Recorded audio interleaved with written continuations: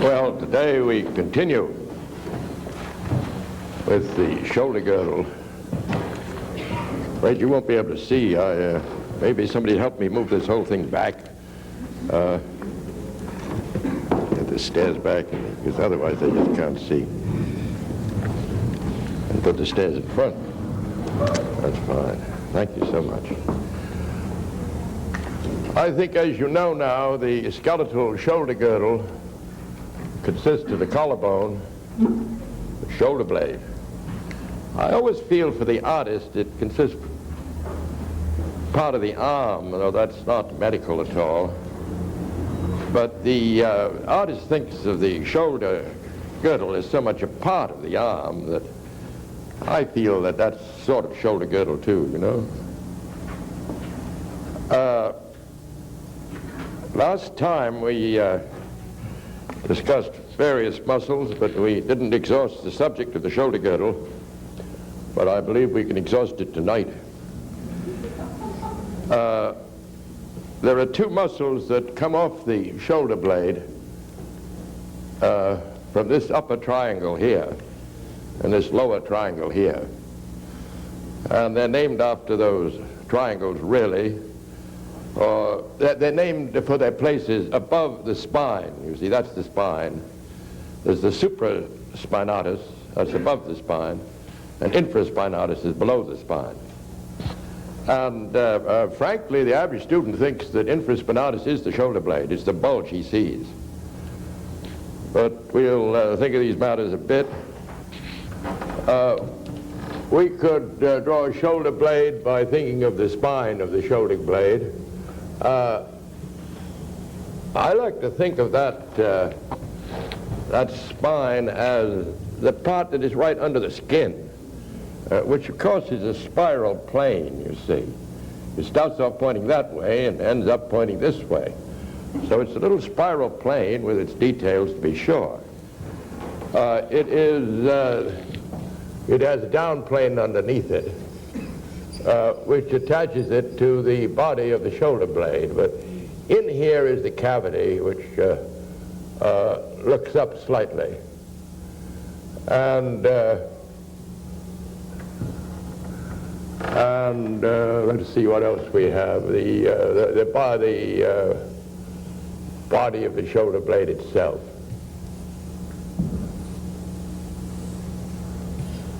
Last time I think we shaded this down plane here, and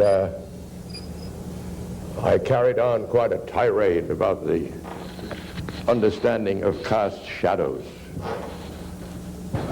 Beginners get all mixed up about cast shadows, and the reason is clear that it's a highly intellectual business. If you know, dive into the history of art a bit and begin to examine them. How many have you seen in Egyptian art? How many have you seen in Byzantine art? How many have you seen in medieval art? They seem to get on very well without them, you know. Well, we examine them and we use them according to our taste. We're not as custom bound as the Egyptians, perhaps, or the medieval people, or even the Byzantines. And I pointed out, if I put a big shadow here, you couldn't see where that plane met this one, you see, even though I might well see it if I looked at the model. But I think I ought to tell the beginners half the battle of drawing illusionary art, which is what we're up to, is, of course, to analyze what you see and think of what sort of an illusion you will produce if you draw what you see, you know? That's the real secret. Well, I drew a left shoulder blade. Let's come down on the right arm. I think it'll be wiser in the end.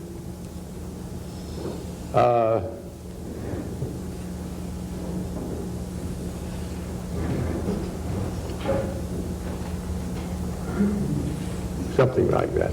Now, the bone fits in there. I put the cavity too low.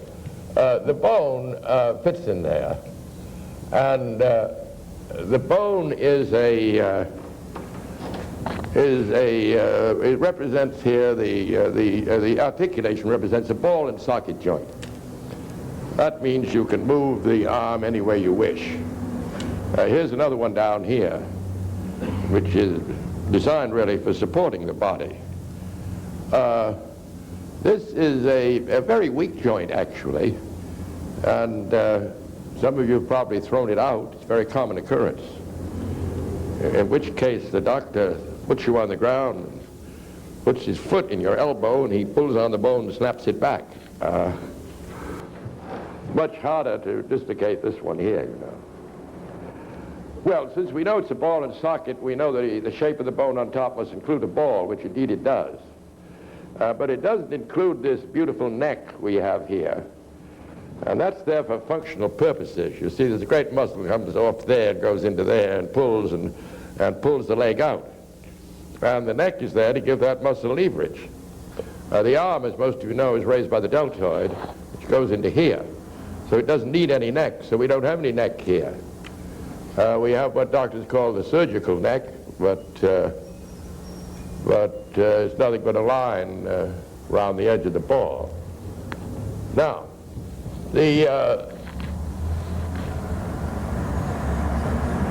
bone goes in there, and artists like to think that the bone falls 2 shoulder blade lengths, which is a pretty good idea, because you can relate it to the pelvis, and you can say that the pelvic bone here falls, I mean this female falls 2 pelvic lengths.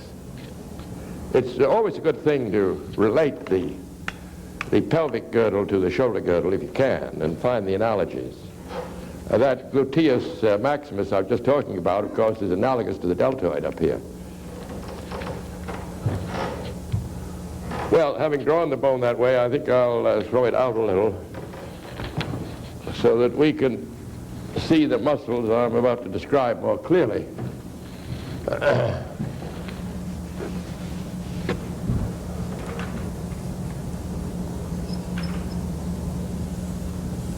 Just about 2 shoulder blade lengths. Then we get down here to the end of the bone, a little further, isn't it? And we find a couple of remarkable landmarks that artists try to remember. These 2 bumps on the bottom here, they're called the condyles. And you can always feel them on yourself, and you can always see the inner one on the model. If you can't see the inner one on the model, you can put your arm in the same position and feel your own, because it's very palpable, the inner condyle, and a great landmark for us. One of the reasons artists are so excited about these 2 condyles, if they can place them. They can place the amount of rotation the bone has undergone. That means the amount of rotation the upper arm has undergone. And you see, they have to know that, or frankly, they couldn't draw a line on the upper arm. So you can't draw a line on anything unless you know where it is. Well, as I said, there was this muscle above here called supraspinatus. It goes into the bump on the top there and pulls the bone out. It's not usually taught to art students for some odd reason, but I think we should know about it. All these things will be in your books. Now, growing out of here underneath and going into here is quite a big muscle called infraspinatus, like that. The fibers run that way. And that maybe rotates the arm a little and pulls it in. It has a companion muscle called teres minor. Teres means round. And until about the middle of the 16th century, the anatomists really didn't distinguish between those 2 muscles. And as artists, I don't think we should either. I think we should combine the 2 together in a group and call it the infraspinatus group. You see, artist anatomy does not have to be modern. That is, it doesn't have to be modern than Vesalius, who wrote in 1540, was it? About that time, yes, about that time. We're not concerned with microscopic anatomy. Now, coming out of the bottom of this thing, and going in about here, is another round muscle, which is called teres major. It actually creates part of the back flap of the armpit, and therefore is very visible at times. You can see what it does. It would pull the bone in, and it would rotate it this way. We then come to the very biggest muscle of the whole body, this great thing in the back here, which is called latissimus dorsi. Goes into the arm and into the pelvis. It's covered by the tail of the trapezes that I drew last time. And its function largely is to pull down the arm. It starts way up here on the other side there, and it comes down in a tendon. And the tendon comes down, makes a sort of a sling. Makes a sort of a sling, and that seems to hold the other muscle which goes through there, you see. And that's why, and that creates the back flap of the armpit too. And that's why the line of the back flap of the armpit is always a little double line like that. Because first it's teres major and then it's latissimus dorsi.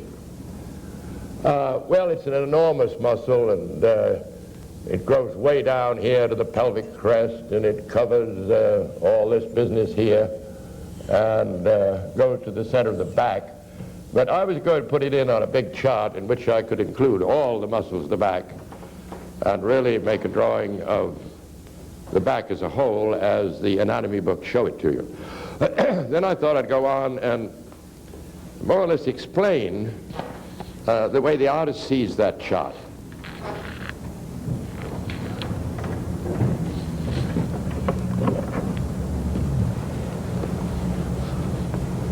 So we could draw a back view of the skeleton and feel the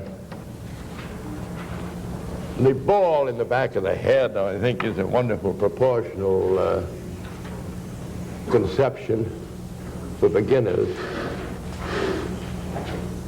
You could even block it up if you wished. Now, that's not a circle and a square. That is a sphere and a cube. If we double that, we get to the pit of the neck. And even though we're doing the back, of course, as artists, we can see right through to the pit of the neck. There's a lot of training there, you know. If you're drawing the front of the model, you want to train yourself in figure drawing. Go after the landmarks. You can just touch them as points, you know, with the tip of your pencil. That's all you have to do. If you decide with yourself exactly where the point might be. I mean, this anterior superior iliac spine is pretty big. And I would decide with myself, take my point on the outside lower part of it, you see. But you can proceed your figure, you see, with these landmark points. Now, for training purposes, it's a very good thing to look through the body and put in landmarks in the back. It helps you to see through, you see. You've got another triangle back here. And you just might, when you're doing the front, you might just put that in the back. Might teach you a little perspective at the same time, for all you know. And that's, I think, important in the training of artists. I find from long experience I can't get my students to draw construction lines of any sort because they feel they mess up their beautiful drawings. But construction lines are one of the great ways to learn how to draw. But I seem to be able to persuade quite a number of them to put in points, you see, which help too.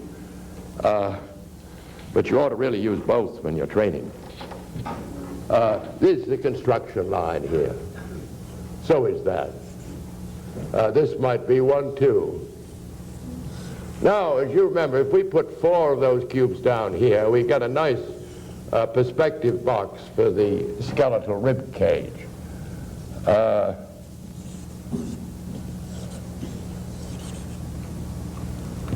Must be about like that. There are 4 of them, you see. And then we can put the same thing down here and get a perspective box for the skeletal pelvis. You see, in drawing, we have to have some sort of a secret figure in our mind that we feel is normal. Otherwise, we cannot gauge the abnormalities on the model. I'm offering you one, which is quite simple. You don't have to take it. You can make up your own, because nobody knows what the normal is. But you have to realize, whatever the normal is, you have to base it on the skeleton. You see, the flesh varies so much that nobody can possibly tell you what a normal flesh figure is. But the skeletons are remarkably alike in their proportions. I don't quite understand it. It's a mysterious thing, but the celestial engineers designed the skeleton to perform all manner of human tasks, no matter what they were. And so skeletons seem to come out alike. And you'd find that the skeleton of a Roman soldier was exactly like, in proportions, the skeleton of that astronaut who went to the moon. And is probably exactly like the people who will live in the future. But the flesh, you see, varies with the environment, with the will, with the appetite, with what you do. You must say the flesh of a watchmaker is very different from the flesh of a weightlifter, don't you see? The flesh varies. There are things we know about it, and that is that the muscles start at fixed points on the rigid skeleton, and they end at fixed points. And the skeleton frequently shapes the muscles. But at times, of course, there are layers of fat that obscure the facts that the muscles might create. But we can study those too if we wish and recognize them easily, especially in Richet's anatomy. So basically, your secret figure is really a skeleton, though you would easily turn it into a flesh figure without any trouble. So the study of the skeleton in relation to proportions is extremely important. And from my point of view, the only landmarks are skeletal landmarks. I don't trust the flesh. Never have. For good reason, too. There is an imaginary circle here, a constructional circle, which is a reflection of the first ribs. We can draw a rib cage, maybe, if we can see through the body and see the bottom of the ensiform cartilage and realize that's where the rib cage will be widest on the front view. About there, you see. We may not know exactly how wide the rib cage is. If we're drawing a woman's pelvis, we can accept this width, which frankly is the extent of the collarbones. The extent of the collarbones. We can accept that width as her pelvic width. If we're drawing a man, we will have to accept the width of the rib cage as the pelvic width. That's sexually, of course, that's the great differentiation between the male and the female. It's the relationship between rib cage and pelvis. On the female, the pelvis is as broad as this. On the male, it is no broader than the rib cage. Of course, there are always extremes, you know. I mean variations. Some of us males approach the female, some of us females approach the male, but that's the general rule. Now, we could say that on the female, the sacrum here is 1/3 this distance. It seems wider than it does on the male, because on the male, it would be 1/3 the distance from here to there, the width of the pelvis, you see. The thing is, these differences, these sexual differences, seem to do with widths, not with heights. The heights remain very constant. But the widths are quite obviously different on the female pelvis. We get the high point here and the wide point there, and we can get a pretty good pelvic crest.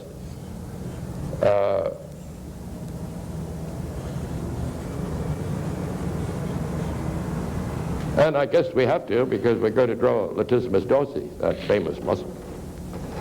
Now, you can start the shoulder blade outside of this. Oh, I think the line of the angle of the ribs is known to artists. It just follows the other line to a great extent. If you wish to continue it down to the triangle, it's a good idea, because you will then limit the extent of these strong cords that hold people upright and are very human and might be stressed, you know. That's one of the reasons people study comparative anatomy. That means the anatomy of animals in relation to man. Because then you see what muscles we have that are very different from the beasts. And since we like to give human beings a human quality, we're very liable to stress those. That started early, you know, in the time of, say, Signorelli. Look at his pictures and see how the strong cords are stressed. He knew they were essentially human.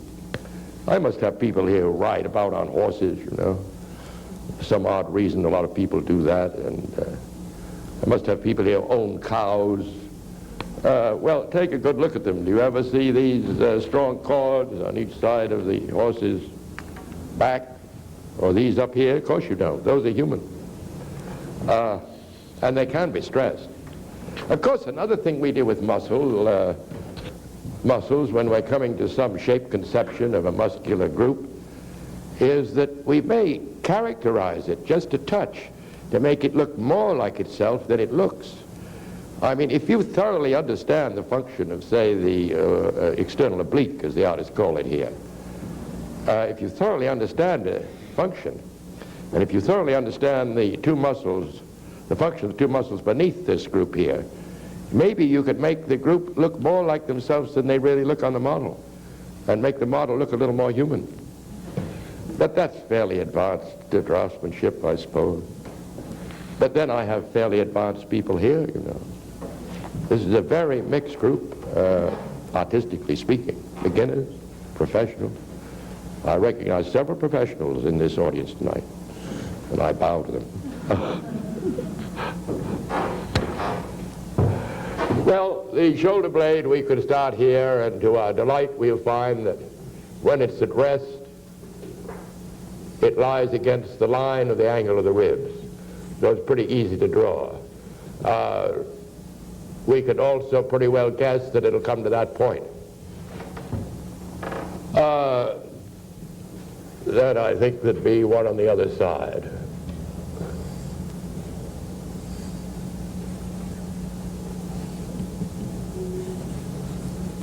There's the glenoid cavity, they call it. Just means shallow, that's all it means.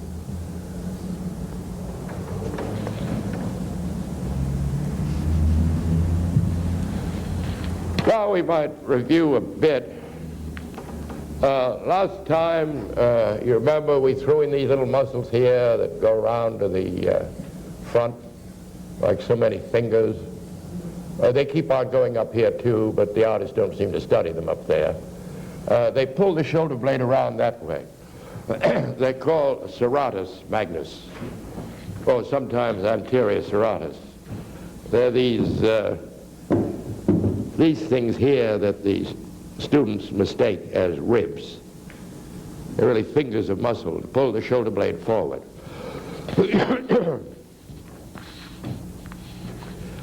Frankly, they're a muscle group, and there are 5 of them that we use. This bottom line frequently comes through all the other muscles and shows and gives evidence of the group and is used by artists. Now, if we put a bone in here, we could throw it out a bit. It'll be about as long as the shoulder, as the rib cage, you know, is another idea they have. The distance between the condyles is very important. I think on the average it's about 1/3 of this distance across here. The reason it's important is it has a lot to do with proportion. You see, that distance there between the condyles is just about the same as this distance here on the end of the metacarpals. This might be a touch bigger. But in the beginning, people make their hands enormous. And, well, they're just not, that's all. I think we'll see that, well, all you have to do is remember when you were a baby, you could put your hand in your mouth. You practically still could if you'd only do a little yoga. And you'd be much surprised at the relationship between the size of the mouth and the size of the hand. Don't make these great big hands that beginners make, or these great big feet, you know. Relate them to the condyles. About 1/3 of the head width, perhaps a little more. Not much. So that distance is an important distance.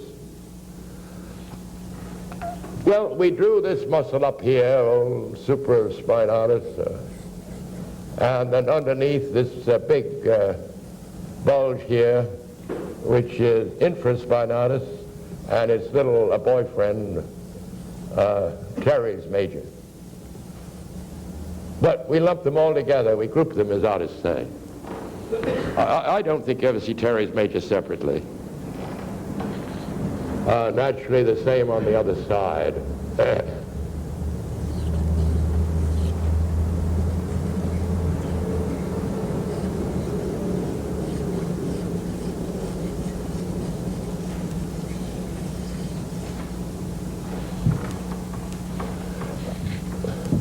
Now, there is quite a measurement trick here. You could cut the arm in two.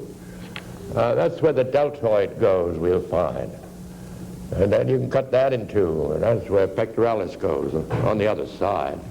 And then you can sort of halve those places. And I just know from that idea that I can take teres major out of there, you see. You see, all I did was this.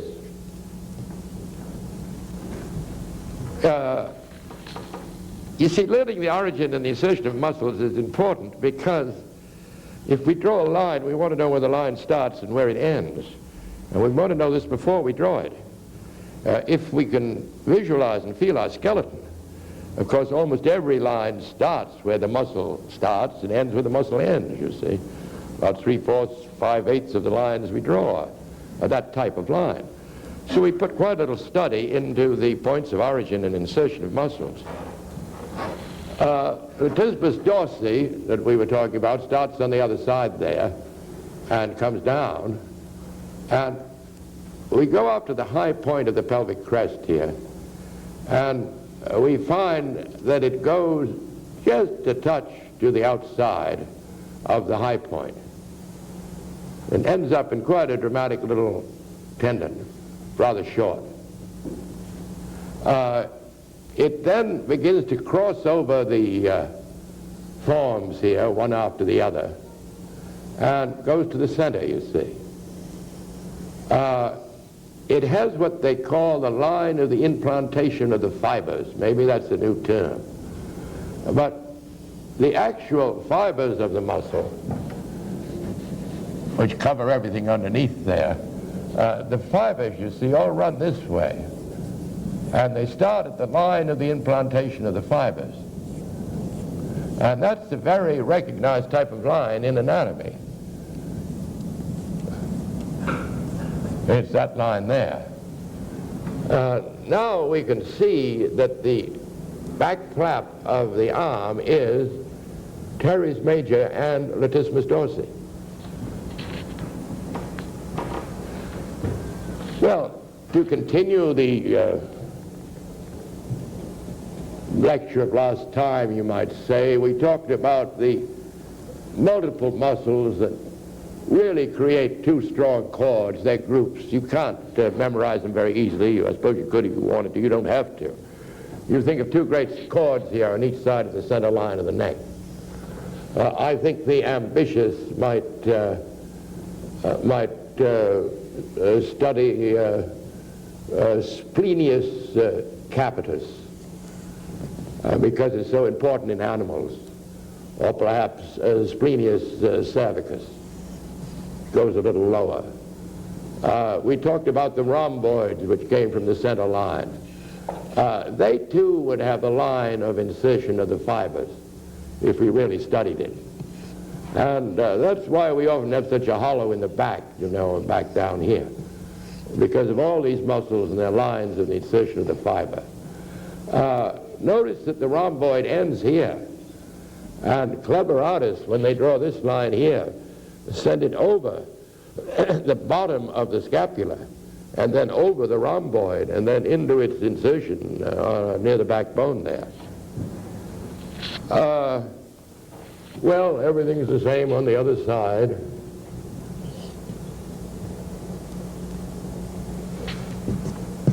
See, I'm trying to get my high point because I want to find out where the darn thing is going. I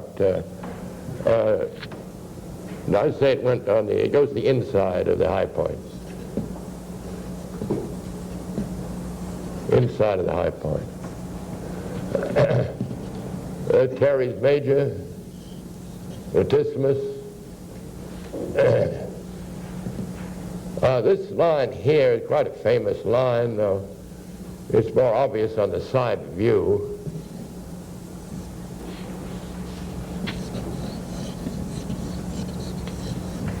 You see, latissimus dorsi is this enormous muscle, the front of which is this here, you see. That line there, you know, is very famous. It's a spiral around the body, and is drawn by artists again and again and again. It's the anterior edge of latissimus dorsi, of course.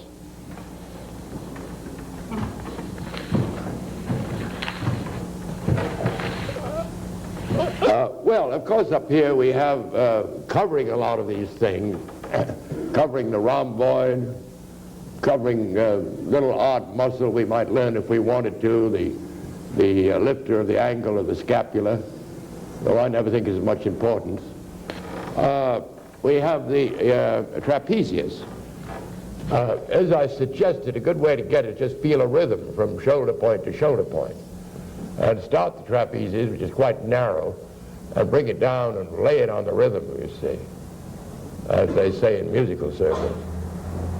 Now, the trapezius covers everything, but we try to remember these things underneath, because they play their part in the creation of shape. It covers everything, and it grows into the spine of the scapula. In quite a beautiful pattern here that some people remember, which is beautifully illustrated in Rimmer's anatomy. It's called the butterfly wing for some reason. Now, the trapezius, as I said, has a beautiful tail, which starts here and runs over every form underneath in the hands of a skillful artist.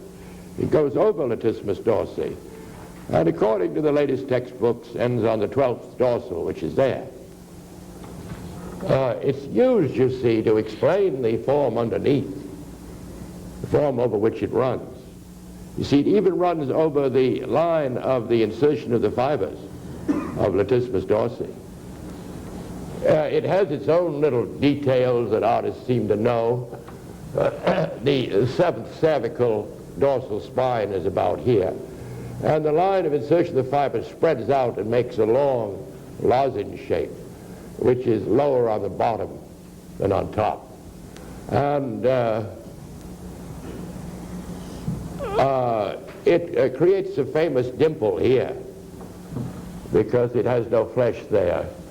And that dimple artists note, because if they can catch that in the spine of the shoulder blade, the point, you see, then they know where the spine is, then they know where the shoulder blade is. There's another, on strong men, there's another lozenge down here, which is the line of insertion of the fibers again. If we continue this chart, which is getting to look suspiciously like the one in the books, you can probably see, we'll find that these great strong muscles of the back, they too have their line of the insertion of the fiber. That's the muscle that goes up and sends fingers into the angles of the rib. Helps you stand erect.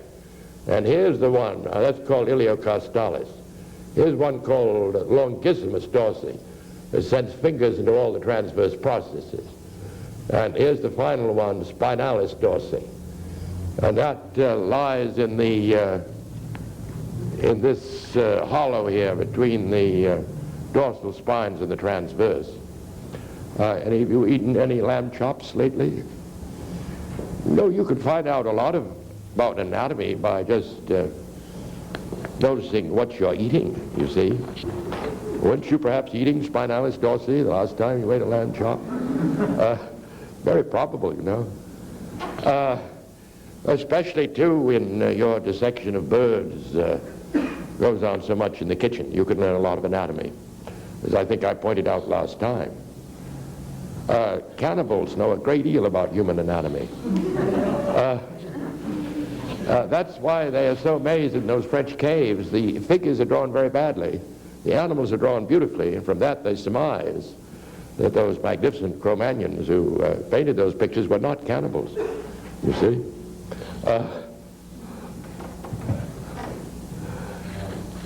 Well, I think what I'm trying to point out, which I think I pointed out before, was that students often see an upside-down triangle. Now, the great trouble with that particular indication there is you never know how high or how low it will be. It can be much lower. It depends a lot on whether people are long-muscled or short-muscled. Might be down here. It's a triangle that seems to reflect the sacrum.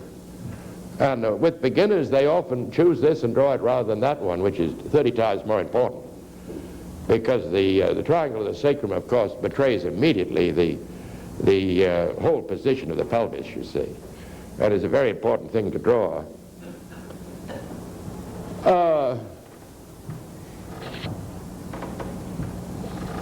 I've probably told you about the difference between long muscles and short muscles, but let's go back into it because it's quite important. There are two muscles they might be like muscles in the arm, the biceps a good deal. Here the belly is very long. That's what they call long muscled. Here the belly is very short. That's what they call short muscles. Everybody is either one or the other or in between. And after you've drawn a good deal, you know exactly which type you're using and drawing. If this line is very low, it means that they're long muscled. If the line is very high, it means they're short muscled.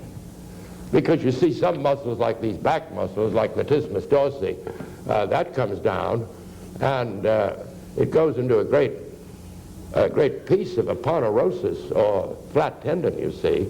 And we get this big line here, the line of insertion of the fibers, which is this line here, which will even show up under the trapezius there, the tail of the trapezius.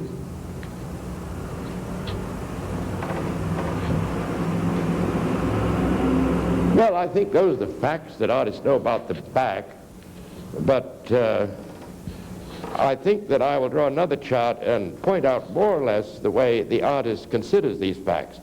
He doesn't think so much about these lines that I've been drawing, these edge lines, as he does about the masses that the muscles create. So it looks like time for a recess, and I'll come back and do that.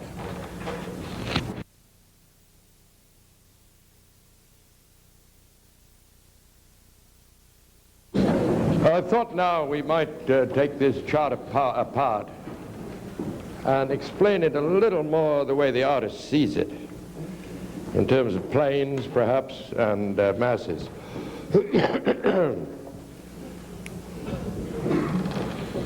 In the first place, this is inevitably thought of as the shape of a ball here.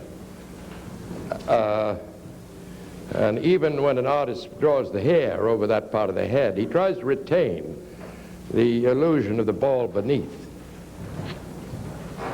Well, you can use approximately the same proportions, I guess. And the ball would be about here.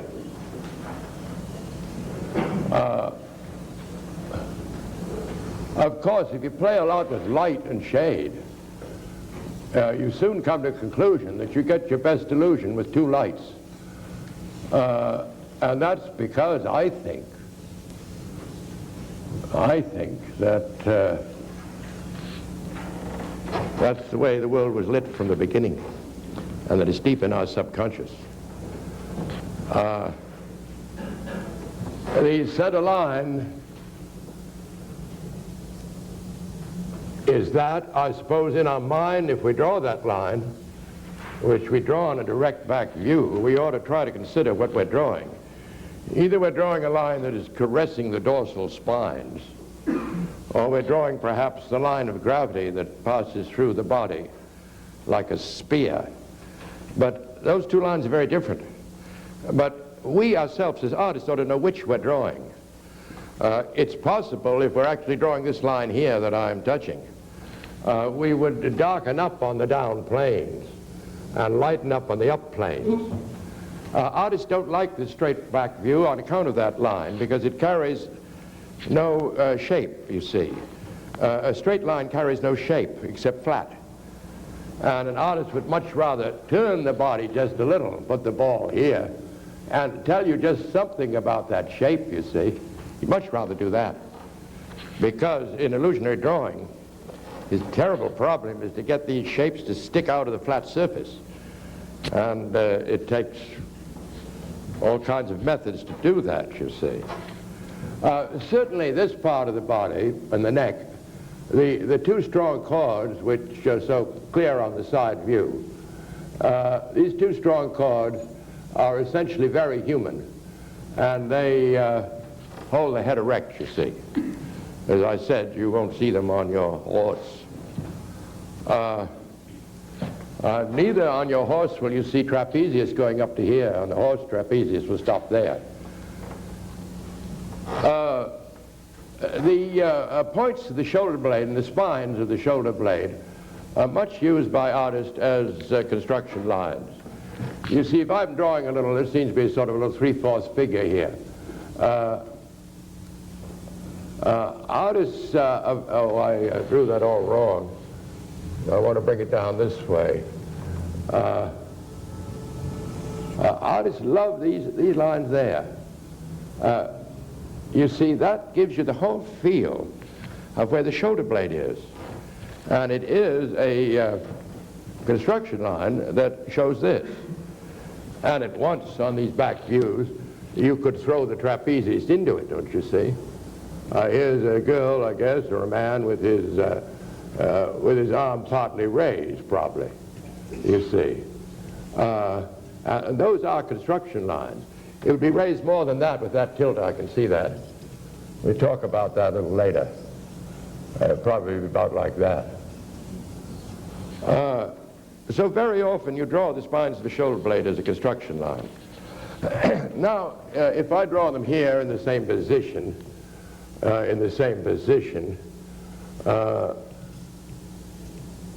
they'd be about like this, I suppose. And one on the other side. These are the positions of the shoulder blades at rest. Even though I put the arm out a little, it wouldn't affect the shoulder blade. The rotation of the shoulder blade really isn't affected until the arm gets almost horizontal, as we'll see. And we bring the trapezius down and we plant it into the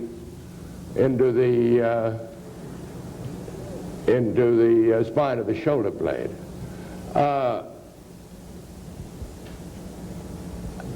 Those little points there are called the points of the shoulder, and are, of course, the end of the spines, you see.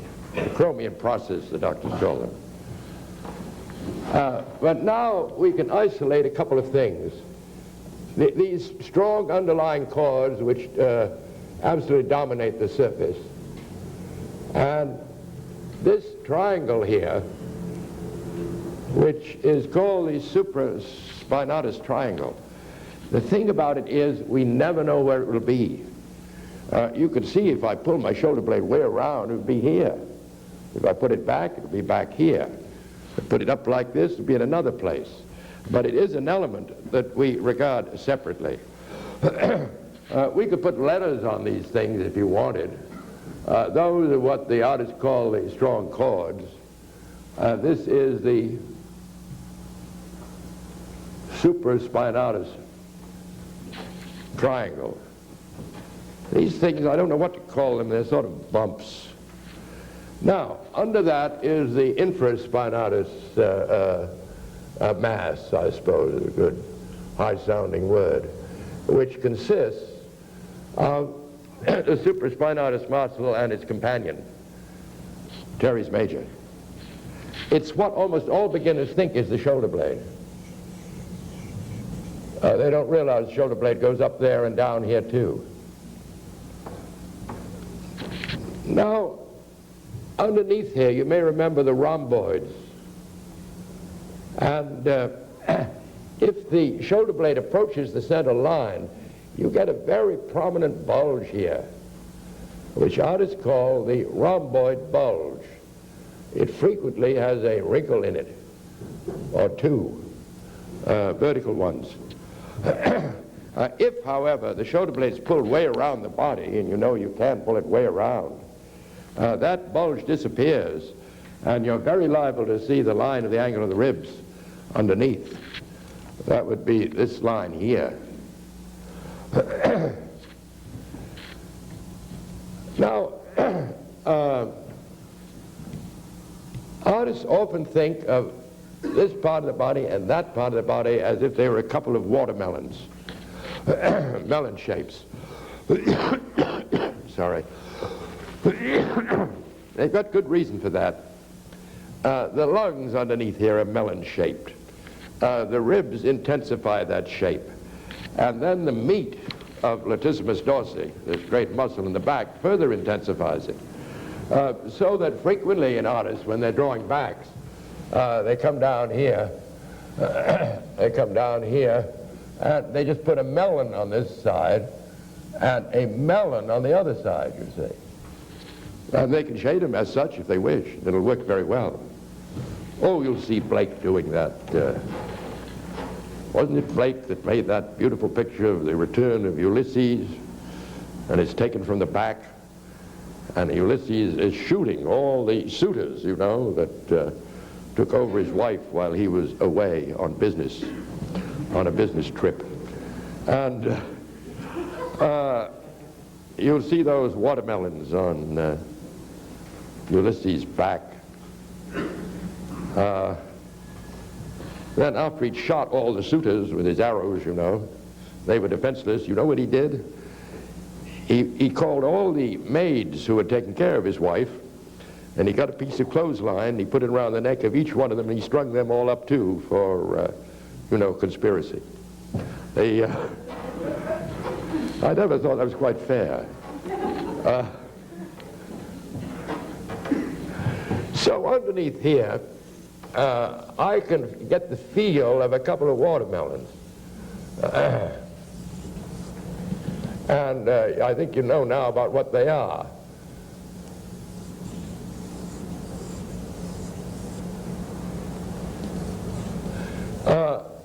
One thing to remember is that the feel of them are lower than the rib cage. The feel of those watermelons comes almost down to here due to the meat of latissimus dorsi. And it's one of the things that makes the back seem lower there than the bulging of the cartilages in front. Well, I suppose it'd be another rhomboid in here. If we're going after our letters, we can call that C. That's infraspinatus. We can call the rhomboid D, and we might call the watermelon E. There's a method in my madness here. I'm using the alphabet, and I'm doing it perhaps to encourage you, because I know if you do the whole body, taking out the principal masses that artists use, you will just exhaust the letters of the alphabet, and that's all. There are about 26 they go after. Now, right under here there's a bump. And what it is, of course, is the bottom, or the inferior angle of the shoulder blade. You see, latissimus dorsi cuts across here quite sharply, you'll see. And there's a little bump there that artists know, and they know that's the bottom of the shoulder blade. shoulder blade looks to a beginner as if it stopped there, but it's due to this binding action of latissimus dorsi. Actually, latissimus dorsi holds the shoulder blade against the rib cage. At times, the shoulder blade jumps out, and those of you who frequent beaches where laborers who do heavy things like moving and such go will often see the shoulder blade has jumped out of the embrace of latissimus dorsi and sticks out very brutally. Hardly happens to white-collar workers. Well, I suppose we could put a sacrum here. That's certainly one of the elements of the body, that triangle. And we might feel a pelvic crest traveling around.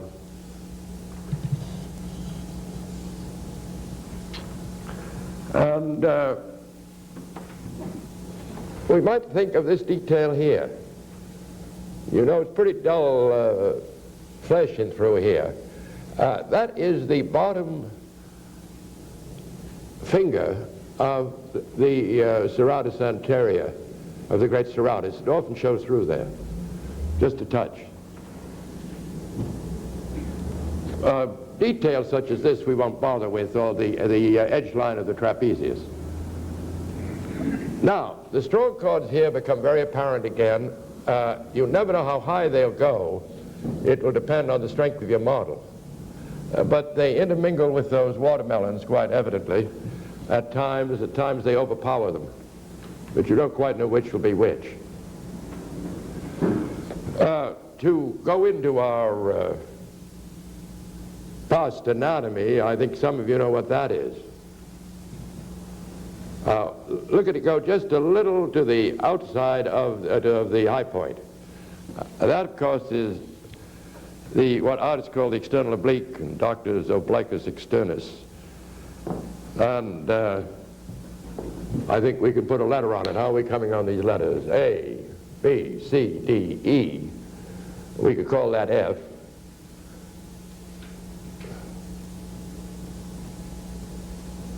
And we can call the strong chords G, and the sacrum H.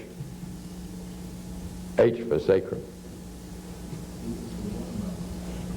Now, to recapitulate and review a bit, here's a great landmark here. That, of course, is the great trochanter, or the head of the thigh bone, you see. We have to be wary of that landmark because it moves a great deal. You can see that if you happen to cross your legs, it would point downward like that. And as you move your leg here and there in the other place, suppose you do that, you see, it's not a very stable landmark. But whatever it does, it will pull with it gluteus medius, you see. Which to me is a sort of a spherical triangular plane. We then, of course, have the great buttocks. And they come down here and seek their insertion in the leg bone. From the muscular point of view, they're about like that. But everybody has fat here who's at all well-nourished. And they get squared up, as I guess I told you. Now, what we see in front here is the tensor muscle, which would be coming. Can you feel your front point about there? It would be coming from the pelvic crest there, you see, and will take over the outline. And on a man is the widest point, the widest part of the body. So a condor line would run over gluteus maximus here, and would pretty much run over the great trochanter, and then would run over the tensor, which is way in the front. You see, people are very wide in the front here on account of this tensor muscle, which is an absolutely unknown entity to the layman and the beginner, because nobody talks about it at dinner parties, you see, this thing here. See, we really only know about this body what we've heard about, and we've really heard very little as laymen. But it seems to me in order to draw it well, at least you ought to know what you're drawing when you're drawing it. And now we can see when we come down the body, we're drawing really rib cage and then external oblique, and then gluteus medius and the tensor muscle. We could continue and come down the thigh here, and we would find, of course, that there would be an imaginary line here where the hamstring group hit the adductor group, but that usually there's so much fat there that you never see it. That should be an artist's line, the line between the functions. But this line here we'll see very, very clearly. That's the line between the quadriceps and the hamstring. So if we continue with our lettering, which I guess we got to H, we could call gluteus medius I. We could call gluteus maximus J. And we could call the tensor muscle, which I haven't isolated. Oh, we wouldn't see very much on the front. The tensor muscle K. Oh yes, we'd see a good deal. We'd see more than that. K. It's great fun to try to put these letters over the form for practice in drawing. The way for practice in drawing, if you're a beginner, it would certainly be a terribly wise thing to do to put letters on this, how would an A look, say, up here? It would look that way, you know. Why not put A's all over a sphere? And why not put them all over a column? Because that will teach you how to draw, because drawing has to do, as you probably know, with running lines over conceived form. Well, we call the hamstring K, the adductor group JKL, and so on. And perhaps before we finish these lectures, we'll do the whole body and put the letters on. I think just for, well, I don't know.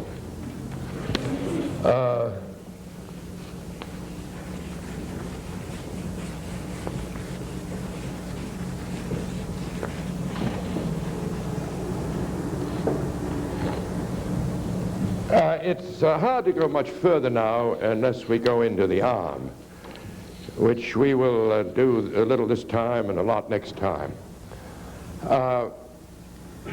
The arm, of course, is made up of these bones here. This is called the humerus.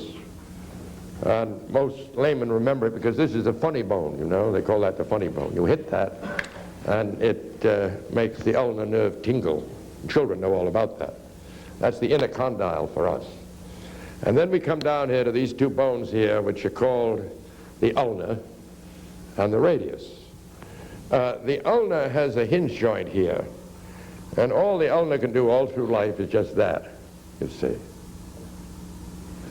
But the radius is hollowed out on the top and pushed up against a ball-shaped thing here. And the radius rotates. And as it rotates, it carries the hand with it. So that when an artist thinks about the hand, he thinks of the hand as attached to the radius, which is true. The articulation here is really the radius against the hand. The hand itself is created by this package of bones here we call the carpus. These next bones, which are called the metacarpals. You see how much it's like the foot? And finally the fingers and the, which are called the phalanges. I don't believe, unless you can visualize these bones here, that you can ever draw this sort of thing, you see. You see, when the hand is this way, the doctors call it supination. When the hand is that way, they call it pronation. All medical students and all art students remember that term, because you can hold a bowl of soup that way, but you cannot hold a bowl of soup that way. So that's supination, you see, like that.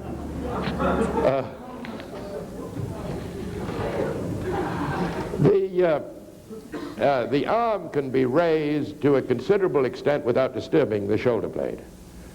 You can't pull it forward without disturbing the shoulder blade, but you can raise it almost to the vertical, but not quite, because when you get to the vertical, this bump here, called the greater tuberosity, engages the spine of the shoulder blade, and the two down, they lock.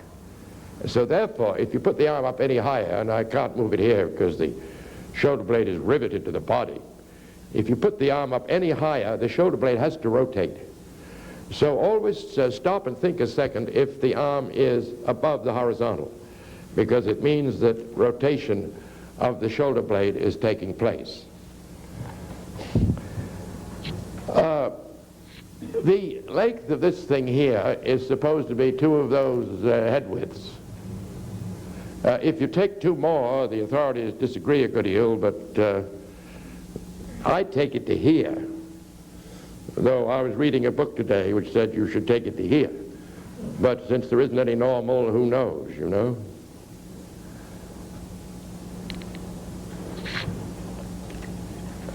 It's important to know that the only articulation between the shoulder girdle and the bone of the rib cage is here.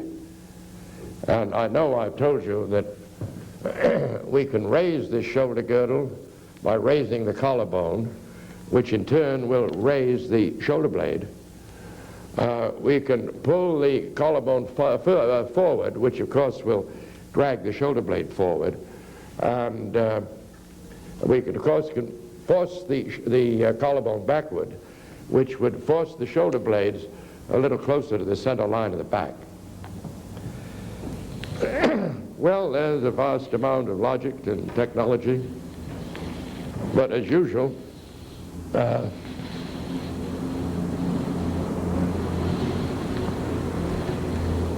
suppose we ought to realize that learning is logical, but it's very possible that our utterance is poetical.